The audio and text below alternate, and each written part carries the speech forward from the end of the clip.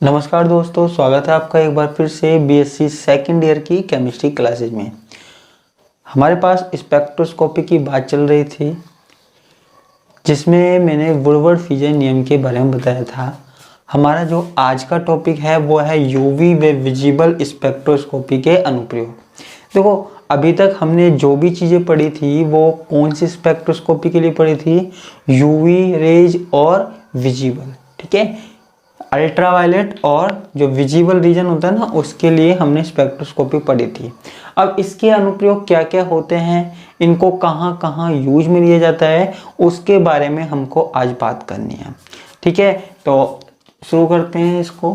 तो यूवी व visible spectroscopy के क्या क्या अनुप्रयोग है, ये हमको देखने हैं। तो सबसे पहला हमारे पास क्या है? किसी यौगिक की संरचना का निर्धारण करना। किसी यौगिक की संरचना का निर्धारण करना।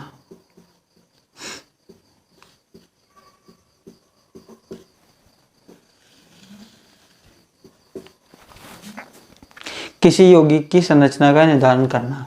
देखो, जो हमारे पास स्पेक्ट्रोस्कोपी है, यूवी है, विजिबल है, इसके द्वारा हम किसी भी यौगिक की संरचना बता सकते हैं, ठीक है। आप कहेंगे कैसे? देखो बच्चों, मान लीजिए हमारे पास दो यौगिक हैं। मान लीजिए हमारे पास दो यौगिक हैं, जिनमें से एक की संरचना हमें पता है और एक की संरचना हमें नहीं पता, ठीक है। अगर उनका जो स्पेक्ट्रम होता है वो अगर एक जैसा आता है, उनका जो ग्राफ है, उनका जो स्पेक्ट्रम है वो एक जैसा आता है, तो समझ लीजिए उनकी संरचना भी एक जैसी होगी। अगर स्पेक्ट्रम एक जैसा है, ग्राफ एक जैसा है, तो उनकी संरचना भी एक जैसी होगी। यदि किसी एक यौगिक की संरचना पता है तो उसकी जैसे दूसरी यौगिक की संरचना भी हम बता सकते हैं, ठीक है। तो हम यहां पे लिख सकते हैं, यदि दो अलग अलग पदार्थ समान स्पेक्ट्रम दर्शाते हैं,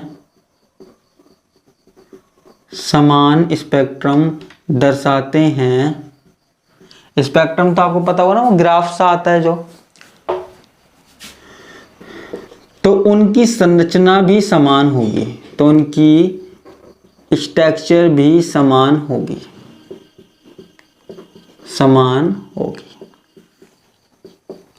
ठीक है। डिटर्मिनेशन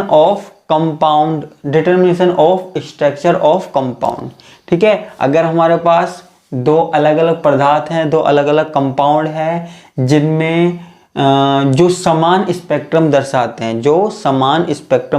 हैं, तो उनकी संरचना भी क्या होगी? समान होगी। क्या होगी बच्चों? संरचना समान होगी, ठीक है। तो इस प्रकार हम किसी भी यौगिक की संरचना का निर्धारण कर सकते हैं, ठीक है। उनकी संरचना भी समान होगी, क्योंकि एक ही प्रकार के पदार्थ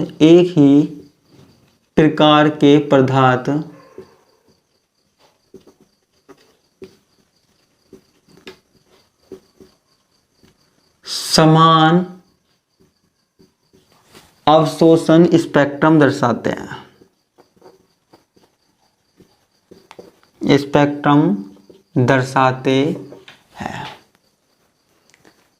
ठीक है। आपको बस अनुप्रयोग याद रखना है और कुछ ही याद नहीं रखना। आपको सिर्फ इतनी सी बात रखनी है कि दो अलग अलग पदार्थ हैं, उनके स्पेक्ट्रम अगर समान हैं तो उनकी संरचना भी क्या होगी? उनकी संरचना भी समान होती है, ठीक है। क्योंकि एक ही प्रकार के पदार्थ होंगे वो ही स्पेक्ट्रम एक जैसा दिखाते हैं, वरना नहीं दिखाते, ठीक है। हम यहाँ पे कौन से स्पेक्ट्रम की बात कर रहे हैं? यूवी और विजिबल की, ठीक है। अतः यदि किसी एक पदार्थ का स्पेक्ट्रम ज्ञात हो, अतः यदि इनमें से एक पदार्थ की संरचना ज्ञात हो, अतः यदि इनमें से एक पदार्थ की संरचना ज्ञात हो तो दूसरे की संरचना का भी निर्धारण किया जा सकता है।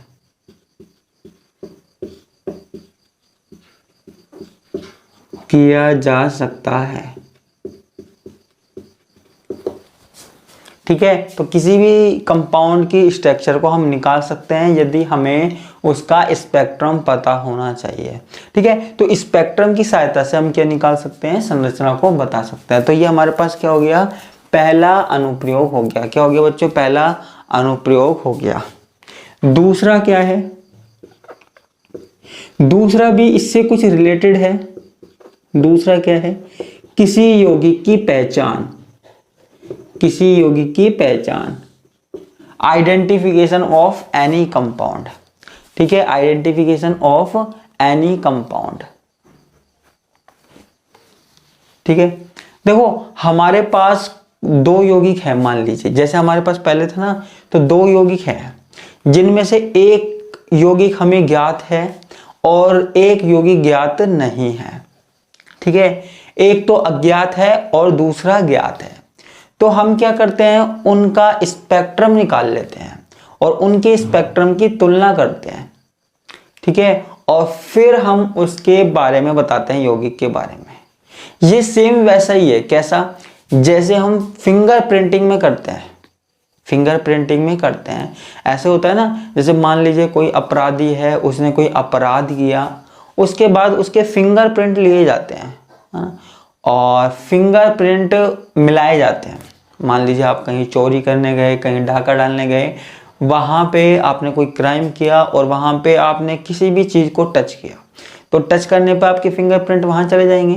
तो फिंगरप्रिंट आपके चेक करते हैं ना, और आपके फिंगरप्रिंट ले जाते हैं, आप मिला के देखते हैं। अब आप ये देखिए बच्चों कि पूरी दुनिया में इतने सारे लोगों में फिंगरप्रिंट निकालना कितनी बड़ी बात है, और हर किसी इंसान का फिंगरप्रिंट क्या होता है, अलग होता है। पूरे विश्व में लाखों करोड़ों लोग हैं और सबका फिंगरप्रिंट अलग अलग होता है। ठीक है, सबका फिंगरप्रिंट अलग अलग निकालते हैं। अब आप देख लीजिए कि आपका भी फिंगरप्रिंट सबसे अलग है, आप कितना अलग हो। ठीक है, वैसे तो आजकल फिंगरप्रिंट भी थोड़ा झूठा होने लग गए, इसलिए डीएनए फिंगरप्रिंटिंग की जाती है, वो अलग बात है। लेकिन यहाँ पे भी कुछ ऐसा ही किया जाता है किसी यौगिक की पहचान करने के लिए। ठीक है, तो यहाँ पे क्या लिख सकते हैं, किसी अज्ञात यौगिक के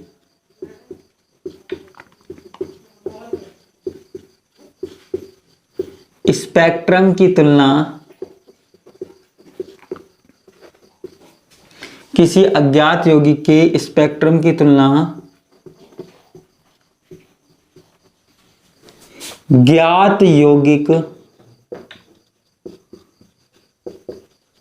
से करने पर, ज्ञात यौगिक से करने पर यौगिक की पहचान की जा सकती है। यौगिक की पहचान की जा सकती है। ठीक है, बिल्कुल शॉर्ट एंड सिंपल लिखवा रहा हूं आपको। किसी भी यौगिक की पहचान करनी है तो आप क्या कर सकते हैं, आप उनका स्पेक्ट्रम निकाल सकते हैं। जो ज्ञात यौगिक का स्पेक्ट्रम है उसकी तुलना अज्ञात से कर दो तो आपके पास स्पेक्ट्रम निकल के आ जाएगा, आपके पास यौगिक की पहचान हो जाएगी। ठीक है, और क्या है, हाइड्रोजन बंध की उपस्थिति।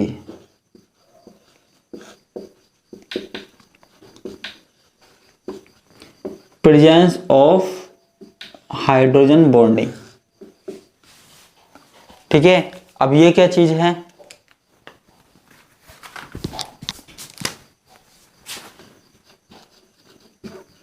देखो अगर किसी यौगिक में हाइड्रोजन बंध है, ठीक है, किसी यौगिक में हाइड्रोजन बंध की उपस्थिति के कारण, बंध की उपस्थिति के कारण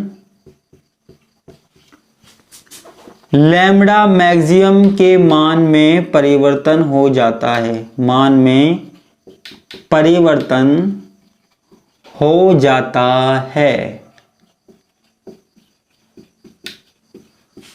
ठीक है, किसी यौगिक में हाइड्रोजन बंध है, हाइड्रोजन बॉन्ड है, तो उसके कारण लैम्ब्डा मैक्सिमम में मान में परिवर्तन हो जाता है। लैम्ब्डा मैक्सिमम आपको पता होगा ना, मैंने पिछली क्लासेज में ऐसे ग्राफ बताया था।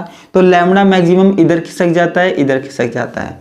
ठीक है, तो वो किस कंडीशन में खिसकेगा वो मैं आपको बताऊंगा। ठीक है, आप एग्जाम्पल लीजिए, जैसे आपके पास एसीटोन है, ठीक है, 2 बार एसीटोन है।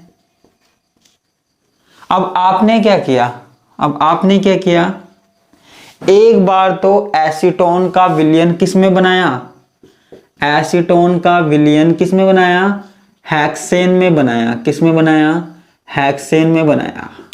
ठीक है, और एक बार एसीटोन का विलयन किस में बनाया, जल में बनाया। किस में बनाया, जल में बनाया। तो जब आप लैम्ब्डा मैक्सिमम देखते हो, एसीटोन का विलयन जब हेक्सेन में बनाते हैं तो 279 नैनोमीटर आता है, और यहाँ पे जल में कितना आता है, 264 नैनोमीटर आता है। ठीक है, 264 नैनोमीटर यहाँ पे आपकी वैल्यू आती है। किसके कारण, हाइड्रोजन बंध की उपस्थिति के कारण। देखो हाइड्रोजन बंध होगा तो लैम्ब्डा मैक्सिमम का मान क्या हो जाएगा, कम हो जाएगा। आपको पता है जल में हाइड्रोजन बंध होता है। ठीक है, जल के अणु हाइड्रोजन बॉन्डिंग बनाते हैं, तो हाइड्रोजन बॉन्ड के कारण भी हम बता सकते हैं। ठीक है, तो अगर कहीं पे हाइड्रोजन बॉन्ड है तो हम बता सकते हैं, या फिर कहीं पे देखो, कहीं पे अगर हमारे पास लैम्ब्डा की वैल्यू कम आ रही है, लैम्ब्डा मैक्सिमम का मान कम आ रहा है स्पेक्ट्रम में, तो हम बता सकते हैं कि यहाँ पे हाइड्रोजन बंध उपस्थित है या नहीं। ठीक है, लैम्ब्डा मैक्सिमम की कम वैल्यू हमको बताती है कि यहाँ लैम्ब्डा मैक्सिमम का मान यहाँ पे हाइड्रोजन बंध है। ठीक है, लैम्ब्डा मैक्सिमम का कम मान हमें बताता है कि यहां पर हाइड्रोजन बंध है। तो ये हमारे पास 3 अनुप्रयोग हो गए, एक अनुप्रयोग हम और पढ़ लेते हैं। ठीक है,